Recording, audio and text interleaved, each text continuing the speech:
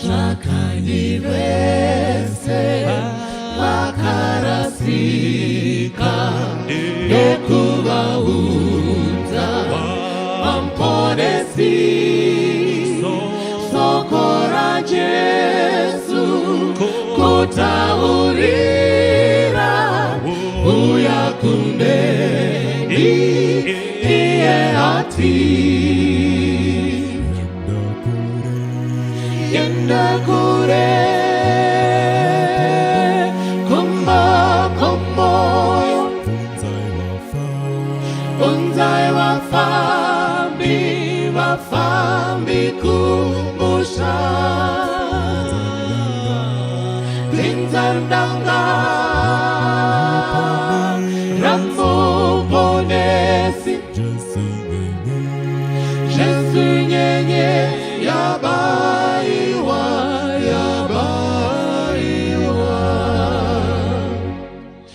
Chakanyivese vakarasika kuvaratiza kuna Jesu kutungamira muiyonzira yeruponeso neupenyu yendai kure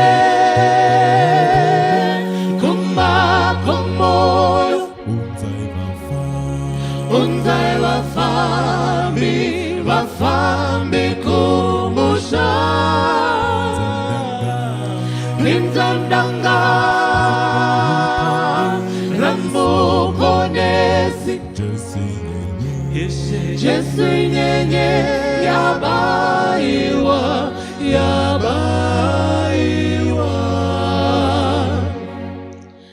ndizo ndinona ngekuti Jesu wandidaidza kumtera kuvabatsira vakarasika nekuna Jesu kuvaudza yendai kure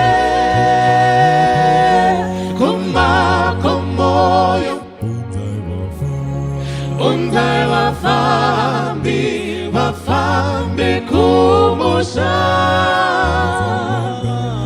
pinzandanga ramuponesi Jesu nyenye yabaiwa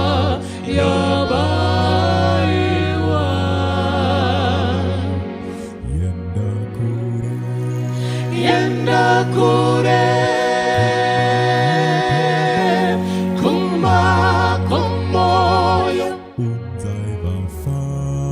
unzai wafambi kumusha pinzandanga ramuponesi Jesu nyenye kwazi vaiwadiwa vateereri nevatariri vedu tinoda kukuchingamidzai kuchirongwa chedu Virtuous Woman apo patinokurukura nyaya dzemadzimai. Donzo redu rekuti mudzimai wose abudirire mukati mekurarama kwako uchizadzisa izvo Mwari vakakusikira uchiexcela mumaareas ese eupenyu. Tinotoona pana Proverbs 31 paye patinoverenga mudzimai anoshingaira anotonzi vemusha wake vanomudainza kuti blessed, nenhau yekuti munhu anokavha maareas ese achiita nemazvo. Ini ndinonzi Dr. Laisa Mbirire, ndiri maimufundisi, ndinotofarirawo nyaya idzodzi dzemadzimai. Mukati mezuva ranhasi tine nyaya yatoda kukurukura nezvayo. Tiri kuda kukurukura nyaya yeMaKitchen party. MaKitchen party aya achimbori nebasa reiko, ari kunyatsoshanda zvaanofanirwa kuita here, zviri kuitwa kuMaKitchen party zvacho zviri kuzonyatsoaplaika here mukati medzimba. Koziye zvino MaKitchen party kana kuti angoma party ekuti vamwe kune vamwe anotora MaKitchen party kuchiniwa doro kuchiitwa meno zvinoitwa ikoko. Saka toda kuti tinanganudze nyaya iyi zvizere Pukukurukura nyaya yedu tine vadare vatinavo vauya kuzotibatsira kutambanudza nyaya iyi. Regai ndivape mukana kuti vatikwazise iri ndichivachingamidzawo kuchirongwa chedu. Ndichatanga nevari kwekutanga uko.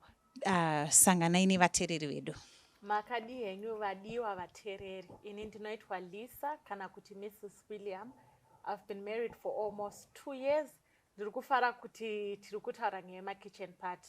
Ndichikura zvaindirwadza kuti ndaisaendawo kitchen party. Ndati kurei ndakuenda maKitchen party taizodzingwa.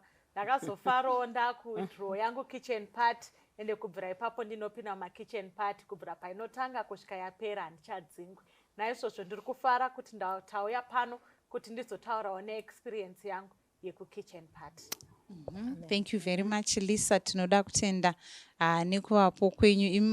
Wati wane 2 years uri mumba saka muchatibatsira kuona kuti zvamurodzidza kumaKitchen party ende uri kutotaridza kunge uri kutoramba uchimateedza kamaKitchen party acho. Yes. Ini ndinoitwa Mai Matake kana kuti Debbie Ncube Matake.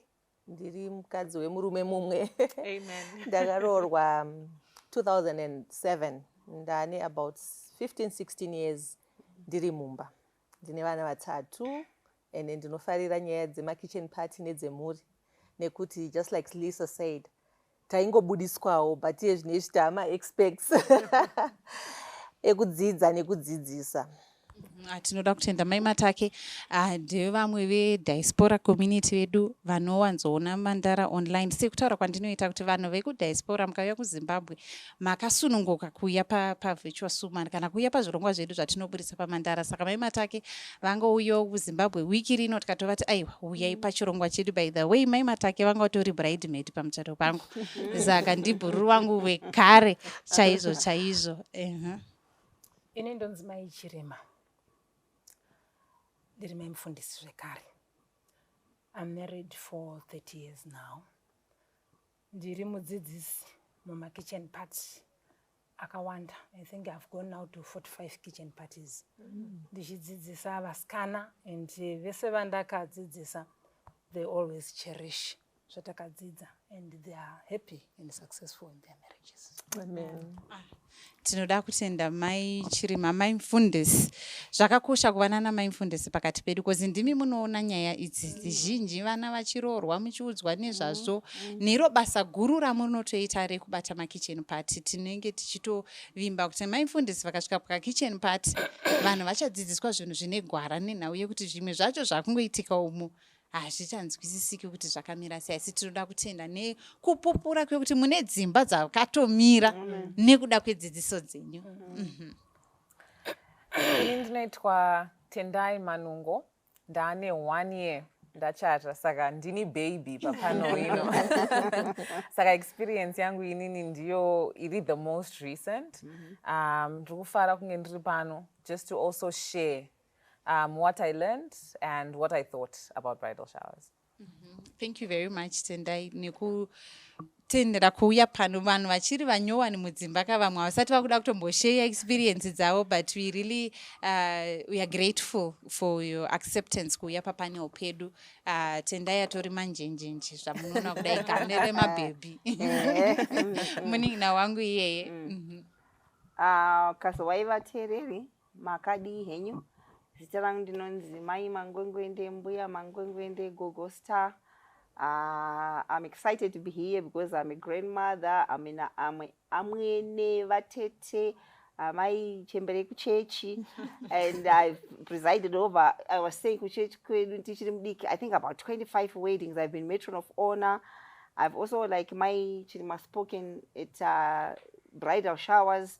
Ndinoda chaizvo kuti muchato ibudirire because ndinoziva kuti muchato kabudirira mucommunity mhuri yakasimba chivanze ichocho kana kuti musha iyoyo inosimbawo nyika yobva yasimba. Saka muchato kuti usimbe ndinozvifarira. Saka ndoda kunzwa kuti tichiri nebasa here kana toretire pane zvatiri kuudza vasikana vechidika. I'm excited to be here.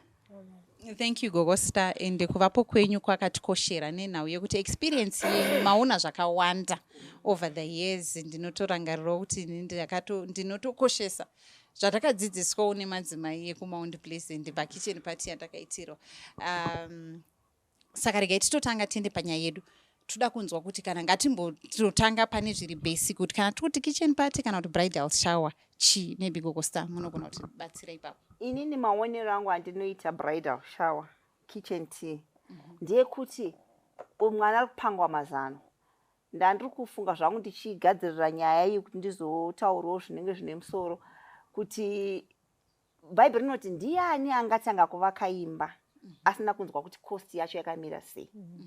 Zvikanzi ndiani angaenda kuhondo asingazive kuti mauto andiri kuda mangani, ndikuda 10 here. Ibhuku ndiruka ari kunyora achidaro. Saka inini muonera ndoita bridal shower ndeyekuti vasikana munhu aronga kuita chino hanzi haudi kuzosekwa. Handiti inini ndinofunga kuti kana munhu achiroorwa zveshuwa ada kuti muchato wake uendere mberi. Saka varungu vanoti forewarned is forearmed. So inoza dai kuri kuti uri munhu ari waiti zano rise uchigori kukurudza uchirizeya uchiriviga kuti ndoda kunobudirira. Saka ndofunga kuti isu tiri kutaura neari kuudzwa muri kushuvira kuti zvibudirire. Saka ndokuti kitchen tea maonero andoita deliverable yayo tikutaura pachirungu key deliverable is a sustained marriage that is enjoyable for a lifetime. Saka bridal shower is there to unlock, to actually get kuita musimbo wekuti zvinokinirwa nekey ipi. Saka ndokuti ichine basa. Okay.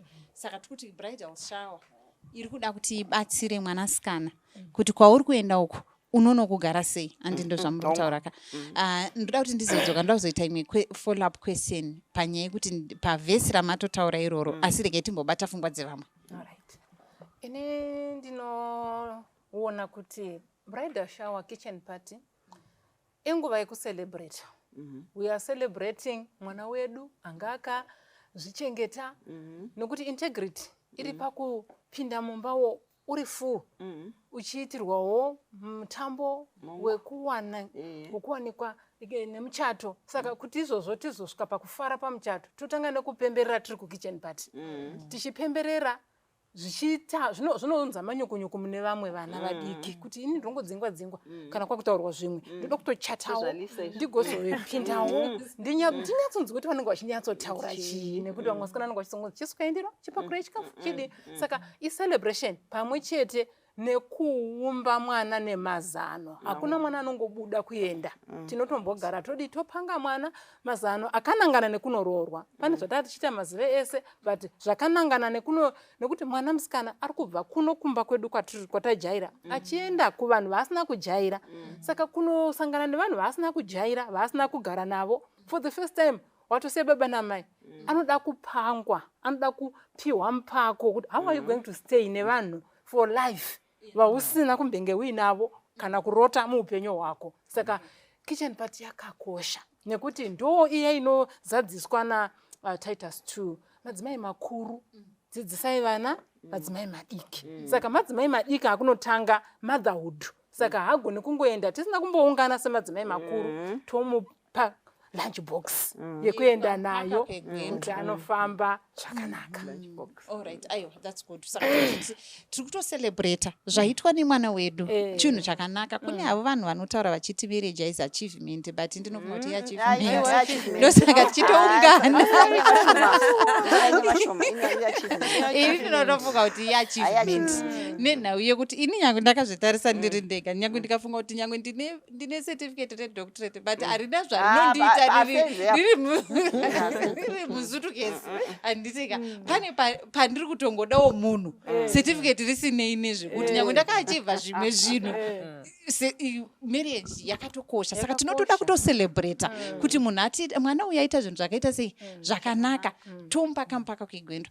Asi ndoda kuti ndiende pane vhesi rataurwa naGogo Star pakuti mati ndiani anoita chino asina kucounter cost. Handitika kana watofunga kuti uda kuvaka guta uchatanga kugara pasi woziva kuti izvi tinovaka takadai izvi tinodai. Papoint yatiri kuita bridal shower ndipo here pekuti munhu unofanira kutanga kucounter cost. Ndipo here pekuti ndo pandiri kufanira kutanga kuzi tinotonge tatongoti takutouti munhu akutoenda kakumusha kwemurume wake akutoenda kumurume vhiki rinouya kana mwedzi unouya ndipo here paachatanga kukauntiswa cost yekuti unoziva kuti marriage ndipo is that the right point to start talking about zvaunofanirwa kunonoita mumba mai Mataki? I think in general sometimes timing yedu inotadza kunyatsova right. Ndikutaura for my personal experience whereby bridal party yakaitwa a week before my wedding. And a week before my wedding nyaya yemombe haisati yagadziriswa, nyaya yeraisi yekuti vanhu vachadyei haisati yagadziriswa, baba mukuru vaifanirwa kunotorwa kumusha, pane zvavari kutsika-tsika, havana transport. Saka mupfungwa dzangu muchiri pakati pekutoronga muchato wangu kuti saka panapa vanhu vari kutondipedzera nguva pada iye zvine izvi this week dai ndatomhanya kuDarwin inini ndanomeka sure kuti mombe yaita sei yauya. Exactly. So there's a lot that will be happening mukati mepfungwa dzemwana, especially if it's done very late. Kuti ndikuudze kuti ndogona kurikola zvandakadzidziswa before my bridal party, maybe zvinogona kuva 1 or 2.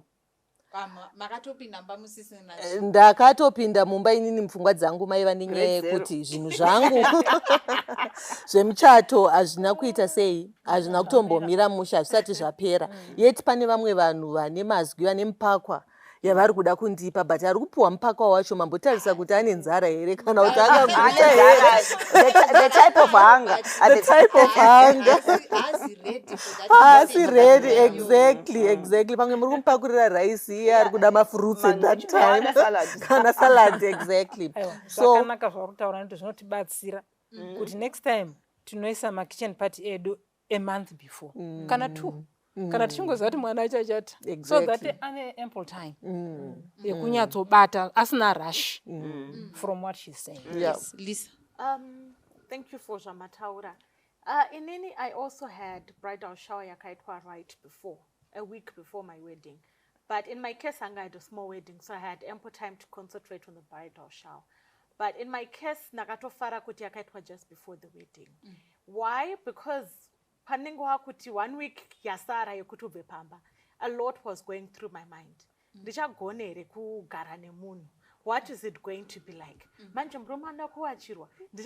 I was so anxious, but bridal shower yangu ndo yakandita kuti ndite calm down. Ndizwe kuti zvinhu zvandiri kundoita hazvisi impossible.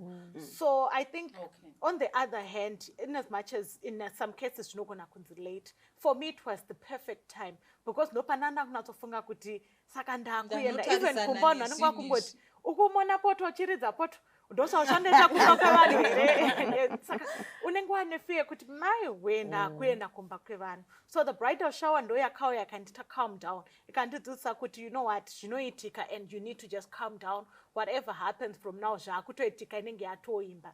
So I think for me the timing was good because it calmed me down pananda anxious. Amen. Tiri kutoona kuti apa in your case yakatoshanda kuti yakakubatsira kudzikamisa hana yako kuti utonziva kuti alright, this thing is doable. Vana mai vese vatouya kuzondiudza kuti chinhu ichi chinotoitika, tori kusaidi kwako, uya team Lisa inda unoti representa zvakanaka. And then but your experience, Tendai? Yeah, no, I think in my case I wasn't anxious. So I had 2 bridal showers actually. One from the church and then that one that was family organized. The one from the church was maybe 3 weeks before my wedding, and then the family programmed one was a week before. So I think for Inini, unlike Lisa, ndisina anxiety. Okay. And I guess unlike Sisi, Deb, ndisina ma stresses. Of course, I don't want to lie. And everything is in order. But despite Jesse Jojo, I think both I enjoyed equally. I think also the timing was perfect because I had more excitement. Like, this is the person that I have been waiting for all my life. This is the love of my life. And we get to build this beautiful, you know, with this amazing person that I love. So it came at the perfect time. Both came at the perfect time, really. Okay, yes, you're in love with this person, but muchazo mbonetsan.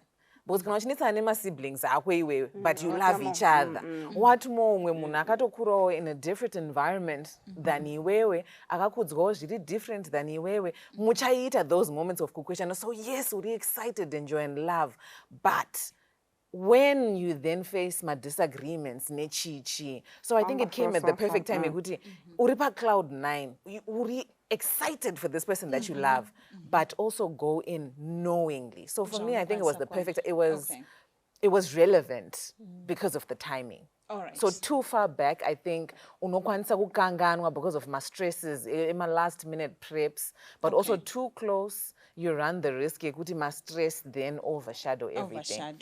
So there should be a balance.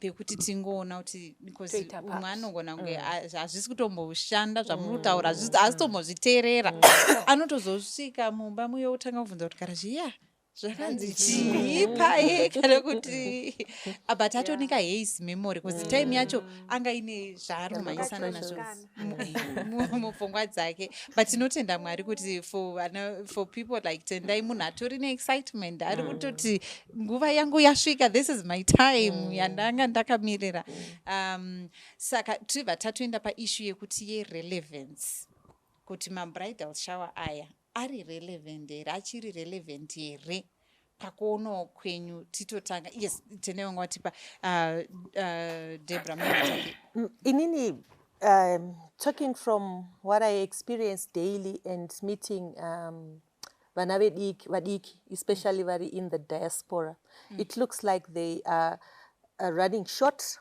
or they are becoming irrelevant in that bridal shower is now irrelevant. All right.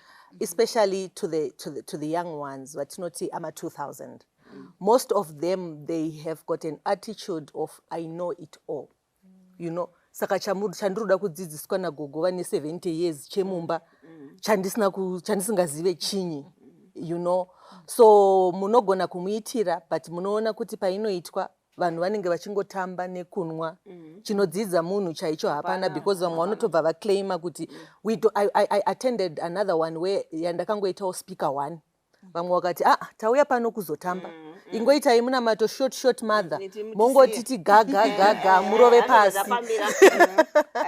nekuti hatina nguva yezvinoizvi ende ukatoonoti ukatoramba waakurebesa utori wega muleseni yako yawakazvirongera so zviri nekuenda kuri kufamba nenguva nezviri kuitika zvekuti iye zvinezvi mukada ndikangonogoogla kuti how to keep a man ndinogona kuona hundreds and hundreds of websites dzinonditicha kuchengeta murume saka vanoti kana ndichizviona painternet koimimi mbuya chamunozondidzidzisa chisipo apa chinyi so it's becoming irrelevant in that aspect and kune vamwe vana vasingasatoteereri when we were chatting when you were talking I was thinking kuti isusu tiri kutaura vana vanoenda nemichato ko vasingaende nemichato you know ndo irrelevance yacho yoyo yekuti ukaona percentage yevanhu vasiri kuenda nemichato it means vanhu vari kuenda vari untrained exactly into an unknown world ira cohabitation exactly ndokwatozara ikoko saka zvatiri kuita izvi tiri kungoitira maybe a few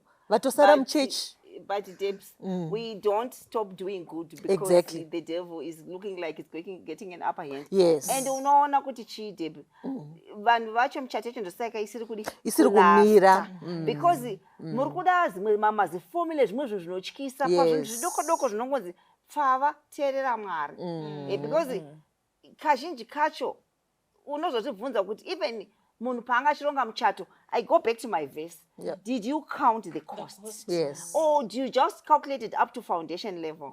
Did you appreciate kuti when you meet someone, like I like the way Tendai is excited. Kuti I met someone and you can see she's got energy stored into this thing. And it will take how many mountains, the Himalayas or the what, to even make a move an inch and towards the shorting. Yes. But she's excited. So this is the energy that we want.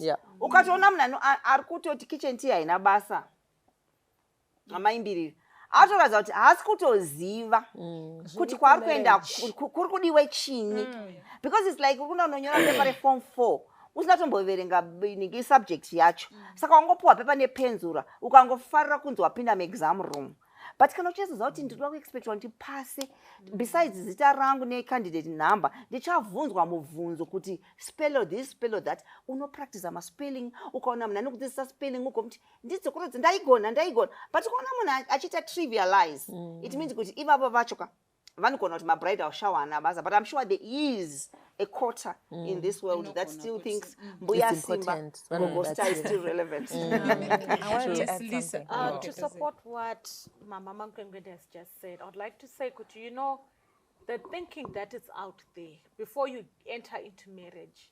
Unengo uchona na mbuya Mangwengwe uchona na my pastor Mbiriri. Chingata vanhu kumarana ma-marriages avo pachimbuya or the thinking is vanhu havari kuita zvinhu zvisirizvo vari kunyangovhunduka varume and they're outdated. That's the thinking. But paunoenda through the bridal shower zvimwe zvinhu zvacho unenge uchitoti izvi handisi kumbozvitora mumanotsi because hazvina basa and unenge uchingoti vanhu ava vanofunga kuti because you know there's the famous thinking ekuti all men are the same. Saka unenge uchifunga kuti vanhu ava vari kukunyevera and the likes even through the bridal shower unenge uchingoti haakutaura zvavo vangu murume havasi kumuziva he's a good guy or he's going to be helpful or you think vari kukunyevera. But it's when you then enter into marriage and you start reflecting on zvinhu zvakadziswa kubridal shower. Utanga kuona vanhu havaiziva. Zvekuti if you take a look at me before I was married, I would probably be like vamwewo vasiri married. But now ndakutomirawo ndichitotsanangurira kuno vasiri married kuti you know what, tererai zvatiri kutokuudzai because that is the reality. So paunenge uchiti vanogona kuti hazvisi relevant. But kana wawemo wakuona the reality, you start realizing kuti vanhu havaitaura chokwadi. Wakutoona kuti what you learned ndo zvauri kuexperience and it's what you're also teaching vange kana mabridal shower macontributions edu ndo zvinhu zvaingotaurawo pane mabridal shower edu zvatazoexperience and now we can boldly say you know what takapractice zvinhu izvi zvino chaizvo zviri kutoshanda mudzimba. Saka tiri kutoti vanhu vanenge vachiti nonzi takabva neko kumunga kunapwa imune muchifunga kuti aiwa dzakazonomera dzakapera mabva. Ndanchida kuti pane point yataurwa naDebbie yekuti tiri kuitira vanenge vachata chete. You know, where I've spoken kwakawanda madzimai akawanda vanototi even asina kubudirira kuchata vakangoziva kuti akaroorwa. Tikangozviziva kuti mwana akaroorwa ari kuperekwa musi wechitatu tinotoungana totorongana kuti ndiani anotaura kuti chii toperekedza mwana wedu nemashoko. Saka ndingadoda kutoti vateereri muzive kuti hatisi kungodzidzisa vana pakitchen party vari kungochata chete. Even vasiri vekuchechi tinoenda kunovadzidzisa as long as ari mwana wemusikana toda kuti anotimiririra zvakanaka nekuti iye akakudzwa tese takudzwa. Wana akasvorwa anzi aiwa zvinhu zvana mai chirima anosora chingopedza nguva vana kana zvavari kutaurira vana. Saka isusu tinototi tizivisei mwana aroorwa asaende akadaro. Mashoko madzidziso izwi raMwari you know experience dzatapindana nadzo dzinokubatsira kuti unofesa marriage yako with joy ende usina kushokwa. Ipapo ndandiri kuedza futi kuti papoint yekunze pane vasiri kuenda nemuchato pane vari vecohabitation vari kungotizira. Munoziva kuti tine vana vari kungogara vari kungotanga kugara nevarume ende vana vacho vari kutongoti toda kutanga wambowanzi chika mbeno kucheka experience wamboona kuti zvinhu zvacho zviri kuwatesta kozi hanzi tiri kuita matest drive. Saka unotanga ita test drive saka zvinhu zvacho ameno kwazvakungoenda. Saka on that point inini ndiri kuedza kufunga kuti hatinide here kumboita zvatinongobatsirawo girl child tisati tanyanyonangana nemuchato because vamwe vacho vari kuzongota vari kuzongotamba yavada. Maybe Tenda, you had something to say On the previous point. Nandauti, there's wisdom in knowing kuti you don't know everything. That acknowledgement yekuti ndrukupinda mchinhu chandisina mbobvira ndaexperience. And it takes me back to Deuteronomy. When Moses is now reminding the Israelites of things of the past, how God has taken them through. There's one recurring theme. Remember not to forget, right? And I forgot what verse it is, but it says, remember not to forget the shortcomings and the trappings of your ancestors, that you don't fall in the same trappings. So kana ini ndrukuuya ndrukuti ndrukupinda mchinhu ichi pana gogo star that has been in it for over 30 years. Handiti, pana mai mfundisi that has been in it for over 30 years. Pana Sisi Debbie that has been in it. Pana Lisa Chaye that has been in it even a year longer than me. Inini ndakazozviona ndakuuya pakati pemadzimai aya vane more experience than me. Muchinhu chandisati rapinda ndobva ndati zvavari kutaura hazvina basa ka. It says more about me than the importance of a bridal shower. And also to back it up, I think it's Proverbs. Don't quote me, I'm not sure on which one it is. But it says, the way of a fool is right to them, right? But it takes a wise person to listen to advice. So just taking that time, yekuona kuti ini hapana chandiri kuziva. Zvandiri kuziva ndezvemamovie. Ndezvatiri kuona on social media. No one posts their real life on social media. Saka kuzouya that misconception yekuzouya notuzve nemabridal shower nabasa kana zvitotaura nagogo star zvinabasa. I think kutorasika kwangu inini. And I think advice here is very, very important going in. Okay. So advice yakakosha. Saka mabridal shower kunyangwe nepo vana vedu ama2K aya vachionavo kuti hazvisiri relevant because Google can give them everything. Vanogona kuti ngogoogla kuti zvese zvamanga muchangondiudza zvese izvi ndinongozviwana. But tiri kuti mashoko aya akakosha nekuti hausati wambopinda mazviri. Yes, Gogo Star. I'm going to be going back to my verse over and over again because I've heard someone posting on some space kuti takapusiswa nevakadzi vekuchechi vanotipa maadvice asiriyo. And I'm saying, mind you, I think you've heard me on this platform many times. Usadherere munhu agara mumba make even for a year or even for what makore agara namai. There's a certain skill, there's a certain wisdom that is needed for you to be able to do that, living with someone akabva kumba kwavo. It's not automatic. It's not going to be fully given in a book forum. It's something that is subtly imparted to you by sitting around elders, watching people relating to each other.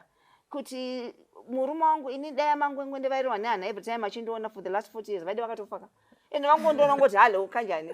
Because you are expecting your husband to come and say, wow. One person was saying pa radio kuti murume akagoti every morning, wow. So we need to be real. We need to be practical. And I'm saying, uri kuda here kuvaka chinhu ichi. Uri kunzwisisa here. Because kana wada. Haikona kungodaka. Kana wada waziva here kuti chinovakika sei. Chinoda zvakadai zvakadai. Zvinowanikwa kupi? Zvinowanikwa kumambuya kumai. Hazvisi nyore wagara pasi pemuti popo wadzidza. So for you, a bridal shower means it's different to each one of the girls. Someone is looking at me and saying, excuse me, woman, where have you been? So yeah, to each, for each. Okay, thank you very much. Ngatibati pakuti zvinotaurwa pabridal shower. Zvinobatsira ndezvipi. Ngatibatsirane ipapo because isange zvipoinda vakutotaura nagogo sai kuti kune vamwe vanhu vanotoclaima kuti mabridal shower ndo vanotopusisa vakadzi because rungopinda mumba imomo uchiexpect meno. Kune vanhu vanotaura theory dzakawanda dziri pafacebook dzekubva dzaita sezvinonzi bridal shower iri itoripo kuti mukadzi adzvanyirirwe more. I mean, kune vanhu vanotaura vachidaro. Pane here Lisa zvaunoti izvi zvakataurwa pabridal shower izvi nini zvakandibatsira mumarriage yangu? Okay, inini my speaker per bridal shower was God sent. I think one of the fears that I had entering into marriage was kuti so much would be expected from me and I wouldn't be able to deliver. But Munaka presenter per bridal shower, the first thing that she taught me was the number one purpose of marriage is the salvation of the two people that are in that marriage. So here saying that, pakatopa my examples wachit eko aina kwakakosha. But have you not seen couples okuti baba vanenge mpono 3 but vachinatofamba nemudzimai wavo vachinatofara vachitonoti vanhu havari kutonzwanana. And for me it helped me to realize kuti handisi kupinda mumarriage ndiri superwoman. Ndiri kupinda ndiri munhu ari real. In as much as so much is expected of me, I'm also not supposed to be perfect. So that was the number one teaching, and this was very important for me because andinakuiswa pressure kunzi enda undeta superwoman, but ndakadzidziswa kuti go and do your best, which I think has helped me a lot, because in everything that I do, ndinona kutarisa kuti am I doing my best? Pane pamwe paunoona kuti now I'm pushing too far zvokuti I need to relax. Not that sometimes as women you really want to be superwoman for your partner, but ndinona to remember my makwe vachinditi zvimwe zvacho hazvina, you need to learn to prioritize kuti what's more important for your marriage. Is it kuaina or kumbogara pasi muchitaura nyaya muchiseka? And for me that really helped me, because ndakagona kuprioritize nekugona kuta calm down nekutoziva kuti nini as a person I also have limits. There are certain things that I can do to please my husband, and there are other things that are not in my hands. Zvokuti anofanira kutowa no happiness iyoyo kutobva kuna Mwari or even from his friends, but not from me. So I think that really helped me.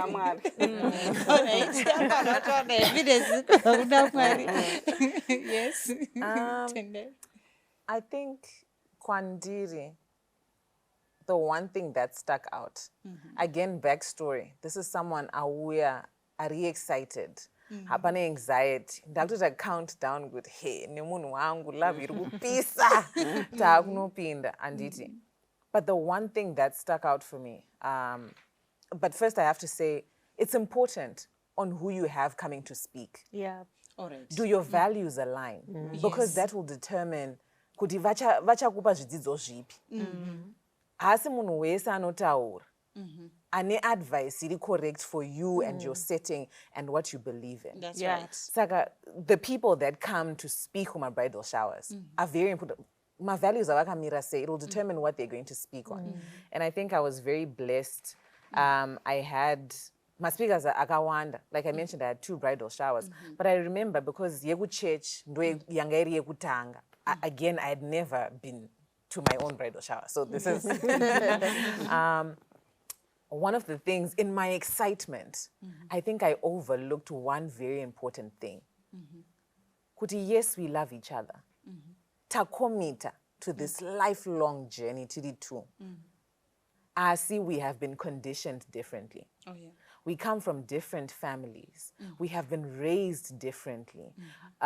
What I may view as important, he might not, because maybe Jean important in Bamavo and vice versa.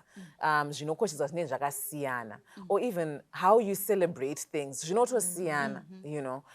So for me it was that kuudzwa kunzi munotozikwanisa kukweshana. And kukweshana hazvireve kuti kuri normal. And hazvireve kuti love yabva yatopera and zvabva zvatovharana. But pamuchaita those disagreements. And munogona kutotsamwirana. And I remember she said, iwewe kana nema-siblings ako makakura nababa namai vakafanana muimba 1. Exposed to the same things. Muchimbogona kunetsana zvekutoti munotobhohana ndezvekwako. What more umwe munhu yari kubva kuimwe setting uko. So it helped ground me and prepare me kuti yes, we love each other. We have committed and we're committing before God. We have chosen each other and to walk this journey of life.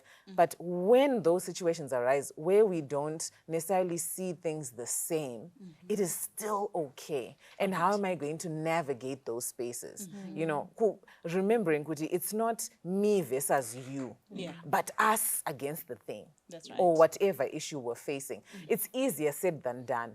But because I had that ringing in my head before, sometimes when you don't agree, because you realize, but munhu wangu. You know, munhu wangu, but you also, you know, because it's not you versus the person. So I think it's those reminders from women that have also been in marriages for 30 years plus, telling you, if love you do not fire, but you know, now. So I think it's just that reminder, because like Sis Deborah was saying, there's social media. On social media, you can't tell with advice and my values akamira say. How have they been raised? Are you of the same faith? You don't know all of that. So you have to be very mindful with the advice. Okay, so is zvakakubatsira pakitchen party pako. Yes, Deborah.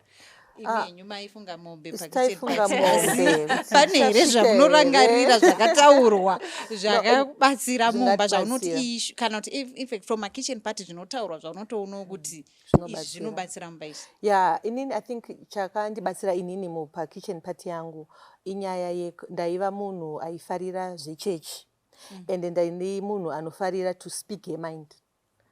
Ndinogona kutaura zvandinonzwa ndakasununguka kutaura kuti panguva iyoyo, but ndakadzidziswa kuva munhu anoteerera vamwe vanhu, kuti kwauri kuenda uku chinoita kuti musha ufambe kuteerera mumwe wako.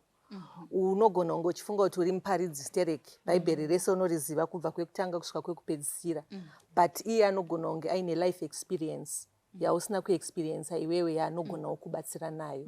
Saka ndo zvinhu zvandakadzidza, the issue of submitting one to another. Kuti inini kana ndichida kuti anditeerere, ininiwo ndinofanirwa kumuteerera. Because kazhinji tinogona kutaura stereki, asi the ability to listen to exactly what he is saying unogona kutadza kuzvinzwisisa, especially kana uchibva you never know, you will be doing it your own way, because hakuna munhu akakudirecta kuti aiwa shamwari yako iyi ishamwari inoda kuteererwa, ishamwari inoda kurespectwa, ishamwari inoda kupuwa the right to lead, and let him lead, you know. And for me it was so helpful. The other thing that I was also helped is how to handle the male figure. Chichanoda, you know, zvinhu zvandakadzidza paKitchen party yangu kuti varume vanofarira kutamba nemudzimai wake, you know. Sometimes ndakazozviexperience ndamo kuti when life happened I became so busy that at one point I forgot to play with my husband because of responsibilities dzinouya neupenyu. Pane vana vatatu vakuda fees, iwewe pamwe uchiri kuenda kuchikoro, iye achiri kuenda kuchikoro. How are you going to manage? What is a priority? Saka ndakadzidzawo nyaya yekuprioritize zvinhu zvakakosha mukati memba. You cannot be selfish studying doctorate yetu uri kustruggle kupeya mwana wegrade 1 fees. You know, at least wakasvika somewhere. Chiti mwana uyaitawo sei, exactly, chita zvemwana mupo the best that she can. Saka inini izvozvo ndakazvidzidziswawo through kitchen party. Yeah, that's right. Vanhu vane zvakaona. Yes, pane question yamambobvunza kumasure ndichidzoka hangu apa muchiti kuzongomirira kitchen party kuti tidzidzise mwana musikana, time yacho yakakwana here? Life dzidziso haisi yekungoti gara pasi ndikudzidzise chete. Pane patiri kurarama tichiona tiri mumhuri. Yes. But at church level we have held my mother and daughter programs where we have gathered my daughters kakawanda. Pane zvakawanda zvatinenge tichivadzidzisa tisati tasvika pamarriage, zvokuti izvozvo zvine zvitoumba munhu, kugona kugeza, kugona kurongedza, kugona kudini, zvese izvozvo.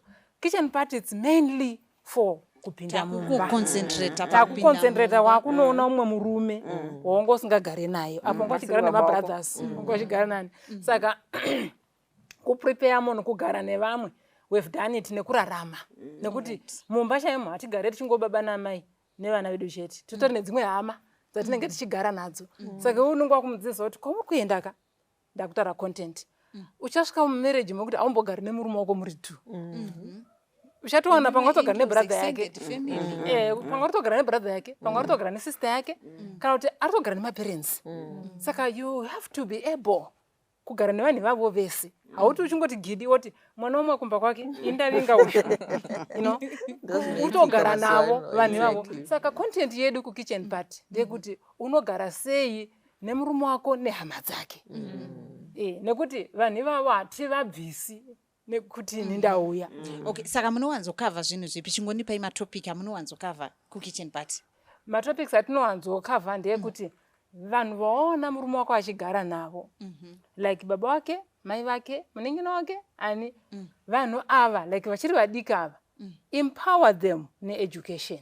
So munokava issue yema-in-laws, ngatingotaura imazita ematopic acho. Ma-in-laws, like kana pachiri nevana vadiki, empower them nekuvaendesa kuchikoro. Kana vari vanatete pamwe nanani, empower them nekuvaitisa makosi. Kana kutomhanya kutsvaga mabasa chaiko, kuti pane kurudiwa tete, pane kurudiwa anoshanda, mari haina kumbonyorwa zita kana waitambira.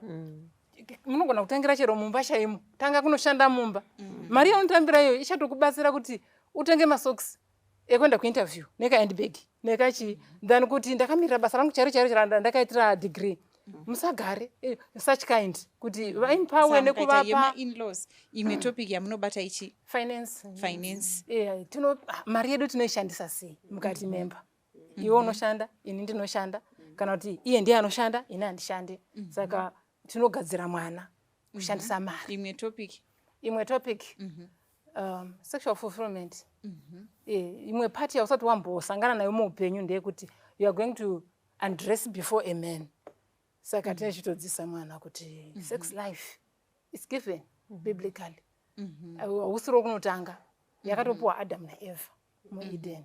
You have to enjoy it. Saka tine maprinciples atinopa vana vedu concerning sexual life. Yes, Gogosta, pane zvinhu content ye-kitchen part yamunoona kuti inobatsira vana ndeipi? To aid kuna zvataura maIchirema ndezvekuti communication, we take it for granted. Kuti how do you talk to someone who has come new in your life, who was conditioned by God, by socialization, kuti uri mukuru, uri apa.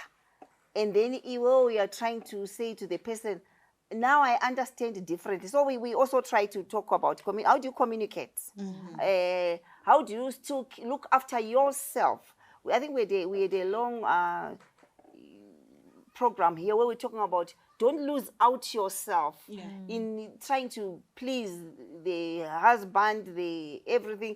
Remember yourself. Remember Star. Remember Tendai. Remember Lisa. So you need time for yourself. You can't pour from an empty cup. You can't pour from an empty cup because if you're a happy person, you're a happy mother. You're happy. So we talk about all those things. We talk about faith. What gives you grounding? What makes you continue to be committed to your marriage? Because you have to be having something that motivates you to do good. Chiri chinokuti urambe uri mai kwavo vasingaiti mujolo kuti kungoenda pasaidi watowanikwa mai. The number of women that are found in compromising position is shocking. Whether it's now social media exposing them or what. But what makes, so we talk about issues of faith. How do you continue to be connected to God, who gives you that other extra grounding to be able to be a solid woman, a woman that can also make other people look up to you and say, I wish I could be like this. So people look up to them. They are young. But with many other young people, it's because the way they carry themselves, but they are coming from being fed by something. So we talk about all that. We also talk about we talk about your education. We talk about just exposure. Where do you want to go? How do you want to go there? When you have children, because you were staying. Some people have been blessed to be able to stay to for some time. So you were two people minding their own business. If you want to go somewhere, you just wake up, break your thing, go. But now you have to remember someone. We talk about how do you relate to people that work for you, that work for you, that you work with. This is your husband's expectation. You report to me, I'm your husband. You've got your boss. Tinotry kutaura. Ndisingaziva hangu maimberi kuti pane vana venyu zvimwe zvatakataura zvisina basa zvingava zvipi. Ava matitaridza kuti mune curriculum iri strong, iri solid. And ava vakonfirma wavo kuti zvinhu zvacho zvinobatsira. Ngatichimboendeko time yedu yekukwidza nesu. Pane here zvamunoti izvi zvakataurwa kitchen party izvi but pafeya chaipo ka izvi zvitazvishande. Lisa unoda here kuti pane here zvekuti pafeya izvi zvinhu izvi madzimai aya andirasisa. Ini ndinazvo zvandakarasiswa pakitchen party. For another day. But some of the yeah, munoziva vanhu vanomboita kakurasika. Ndichangobata zvinhu number one kumwe kwacho hakusi kunyanya kurasika, but ndichati sometimes panoitika generalization with examples. Ndokona kupa example yekuti vanhu vanokona kukudzidzisa kuti usape murume anorara adya sadza usabikire murume pasta, or usabikire vanhu pasta.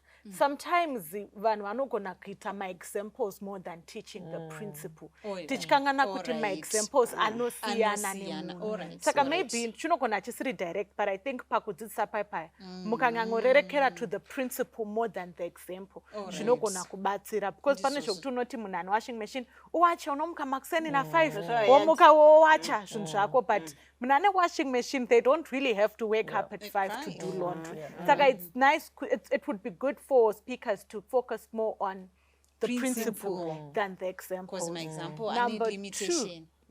I think it's very important to emphasize on the differences between expectations and reality.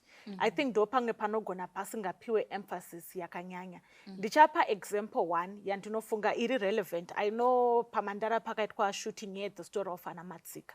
The expectation in Evano in general is you get married and you have a child. Yes. But it would be good to also share nemuna kupita marriage kuti you get married, some things don't go the way that you've planned. Yes. You can get married munhu akane mari. As soon as you get married, Maria yotombotiza and you wonder kuti what really is happening. So I think it would be nice to also talk about the things that we might have. You know, it's also we have Cinderella fantasies, but to also share kuti life does not really go as we plan.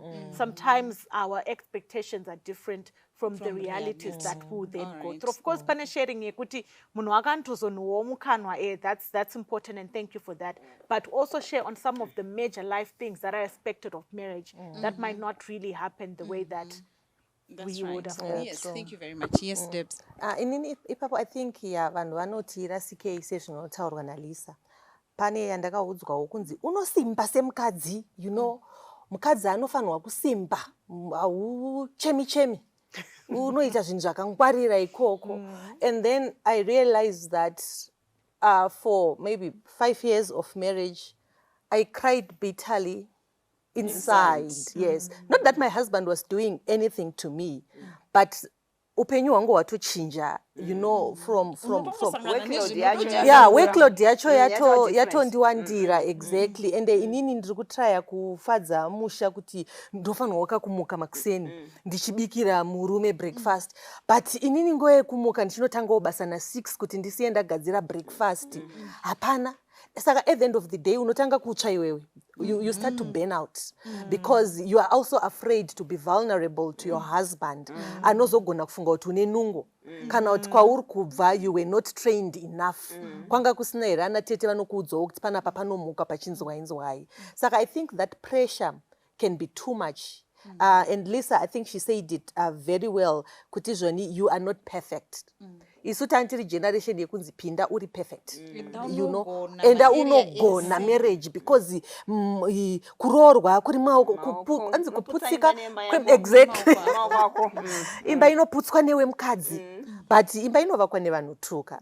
Tiri tu vari kuvaka imba. Uye akaitawo rupande rwako. Marriage wakapiwa extra pressure. Exactly. Rekuda kuno please. Exactly. Pressure yacho yakukudya mukati. Yakukudya mukati. Open up kune umwe munhu. Exactly. Zvaunenge wagona zvimwewo. No, that's very true. No, I want the girl child to have the ability to be vulnerable.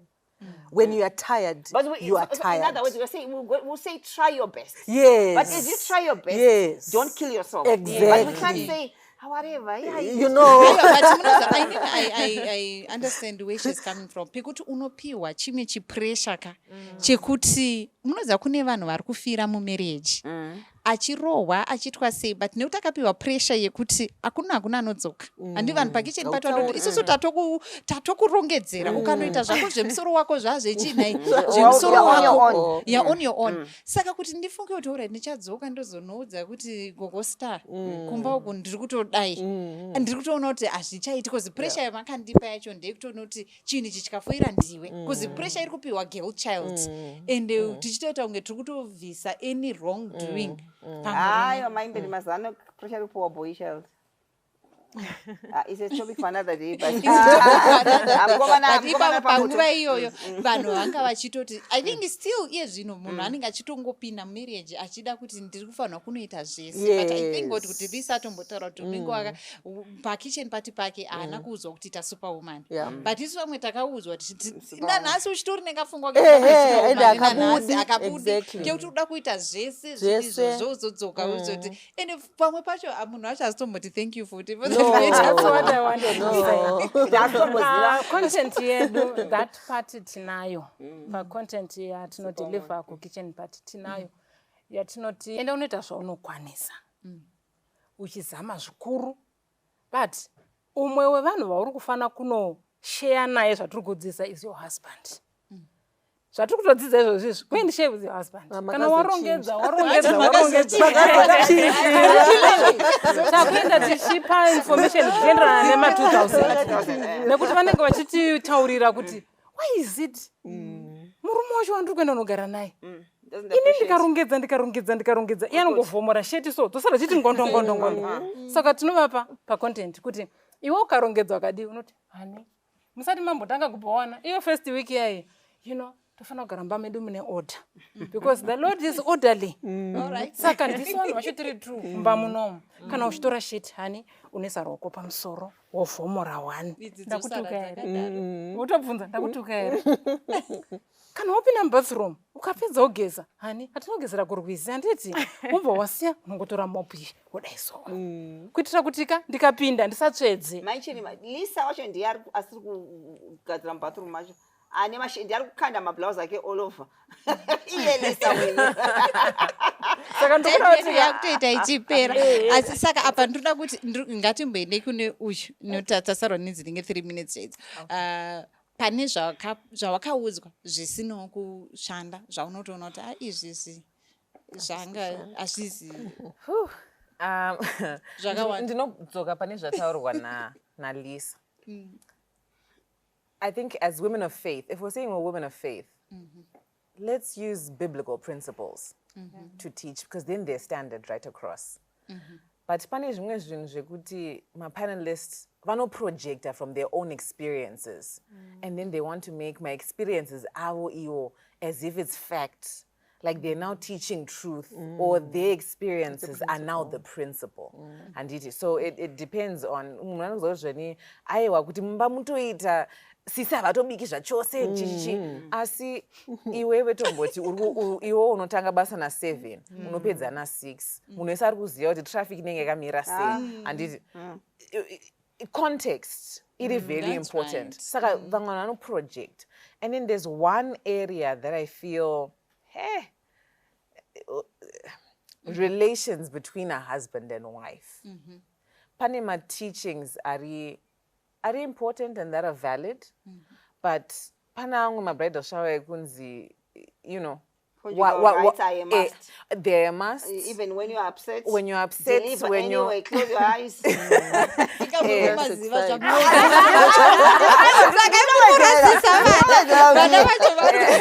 But I think more importantly, Kunzi, murume anonzwai. Kana kuti wapinda wozodai step by step ekunzi murume wako unazomudai. There are no two people that are the same. And people like different things. So ipapo vanono projecta zviri kushanda mu bedroom mavo nevarume vavo. Whereas it should be more focused on communication and botaro na gogo star. Kuti you're now 2 grown adults in your home. There's only 2 people that will know kuti vanofarire, and it's the 2 of you. And you should be able to communicate muri 2. Kuti inini, sweetheart, inini, when you do this, then I'm a happy woman. Iya achita say, achita o share. Versus kuti ku bridal shower, kitchen tea, zvirukunzi, from this step obvazodai, but zvirikudiwa neve ku next door nepimba penyu zvakatosiyana. Okay, so the issue of sharing, making your experience is a principle, and then do you know wanzoita apa handitamboti vanhu vacho vari kushare from their experiences, but kuti as experience yenyu anagogostana na chirima chii feel tai mobata ma principle aripo ipapo ari kufanira kuti azotaurwa paningirini. Yes, Lisa. I just have one more, which I think might be controversial to some. But chimwe chinoitika pamabridal showers ndechekuti sometimes the speakers try to condition our minds to say murume wako achachita. I don't know how that can be done, because I understand kuti vamwe vari kuchitwawo zveshuwa mudzimba, but zvekuzoti munhu wese ongoudzwa kuti varume ndo zvavanoita pabridal shower, I don't know if that's healthy or handizoti pachafambiswa sei nemi vanhu vakuru vari pano vane wisdom, but izvozvo zvinoitika kuvhiringa, because munhu anopinda mumarriage achitoexpecta kuchitwa, saka foni ichingorira munhu achingosimuka munhu achingopedza pafoni akutotarisa kuti munhu achingononoka basa akutoti ndazochitwa. So I don't know how that can be balanced, where we don't condition women to sort of accept that they're going to be cheated on or to expect being cheated on. And this way kuti ndo reality versus expectation rekuti you expect loyalty and you won't get it. I don't know how you balance that one out, but I think that's also another area that you might need to tone down. Yes. Just to add to what Lisa is saying, I also once attended another kitchen party. Yainzi, hede shamwari, varuma vese imbwa. Oh, wenyu ndiye imbwa kwete wekumba kwangu. Imikana makatora imbwa, it's okay. So zvinhu zvinotaurika izvozvo vanhu vakafarisa, and iwo unotopinda uine expectation yekuti hey saka yangu inenge ichihukura sei, you know, and you are already scared, or unotopinda uine ma AK-47 ako ekuti saka inini wangu akadai inini ndichashuta ndakadai you know. So I don't think those are idle lessons to be taught, in as much, and they are not lessons. Chinhu chese inini ndinobelieve that akuziwe kuti vanhu vari kuda kungokuvhurawo maziso here kuti sasa Tendai ari excited, ari muzibhabho rerudo, anditi toda kungoti shamwari unoziva kuti munhu wako uyu anogona mira ndinozvionera ndega kuti yangu yakadai but mundisa inini chandinoda kutrya kuavoida is for me to get into marriage with a preconceived idea that all men are trash.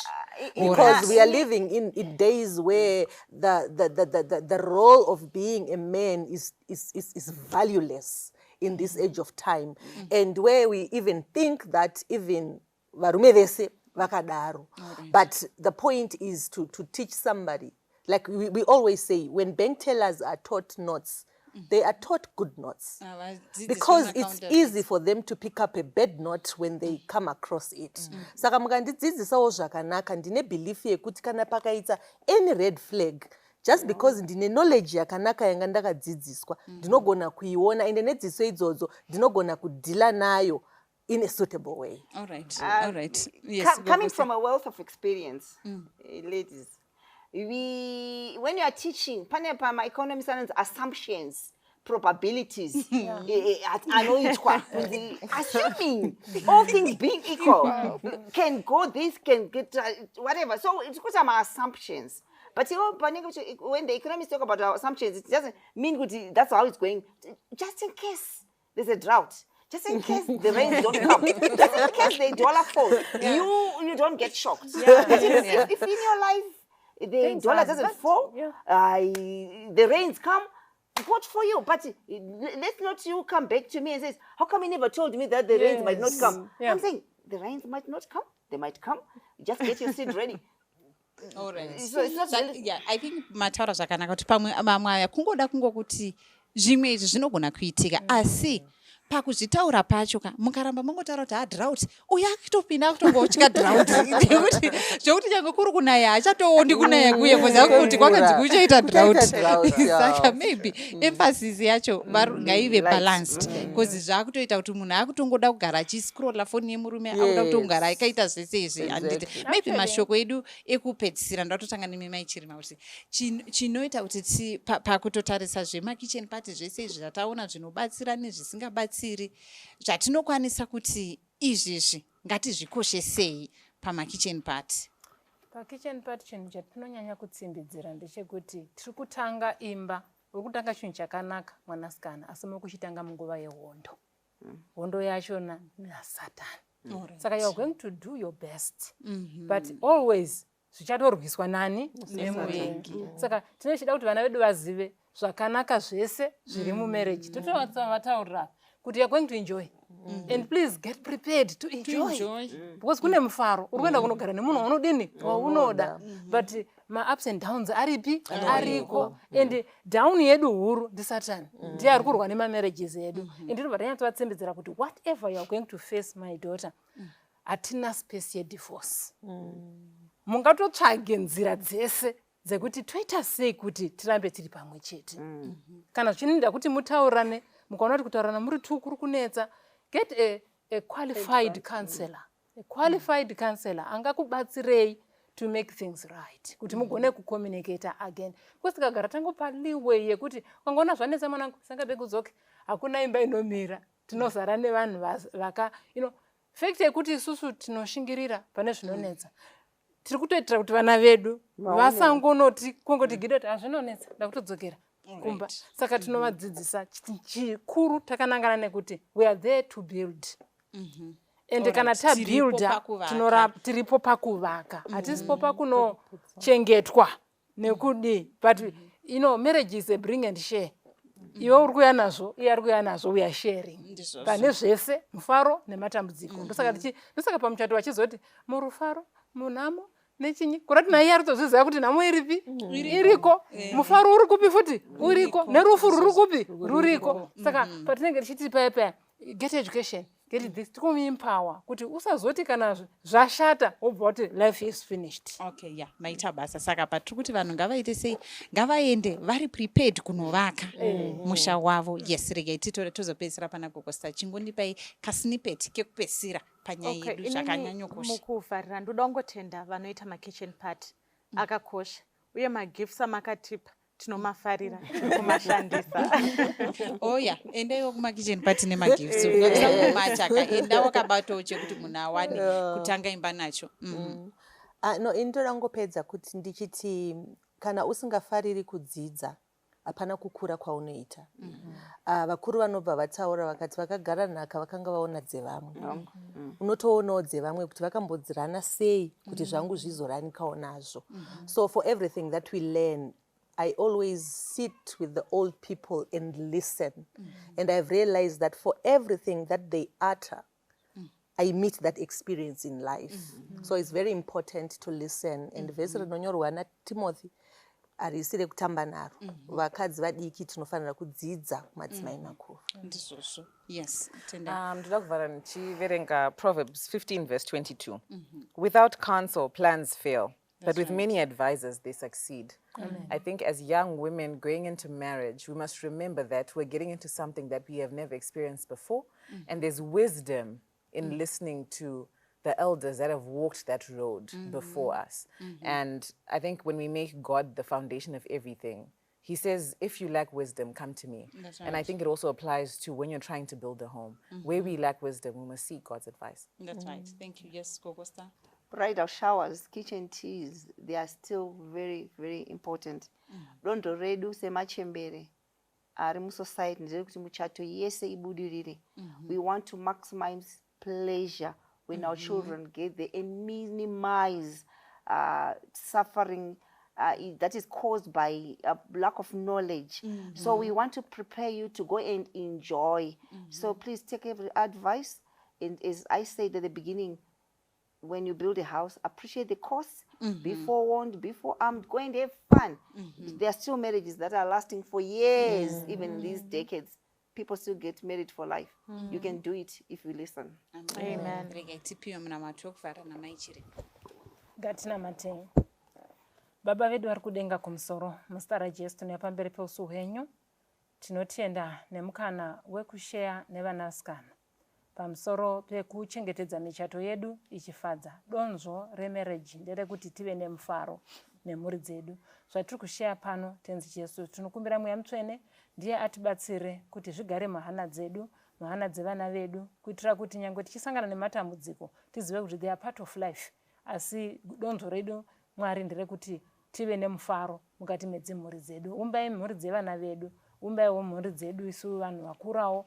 Tinoshuva kuti MaKitchen party isave nzvimbo yeentertainment kana yekurasisa vana, asi ive nzvimbo yekuvaka misha kuti ivo vagozopasa that same knowledge kuvana vavo vachichienda mberi, tichiramba takasumudzira kuti mhuri chinhu chinokosheswa naMwari, nekuti vazhinji nhasi hatichakoshesi mhuri, takungoti go your way I go mine. Ndozvatiri kunyanya kukurudzira kuKitchen Party kuti hatisi kuda kurambana mukati medzimba. Saka dzidziso dzese dzatinosheya dzichibva muzwi raMwari, muyamutwe netsimbidzirai. Nevese vachaona chirongwa ichi tinoshuva kuti michato yedu ienderere mberi muzita raMuponesi wedu Jesu Kristu. Amen. Amen.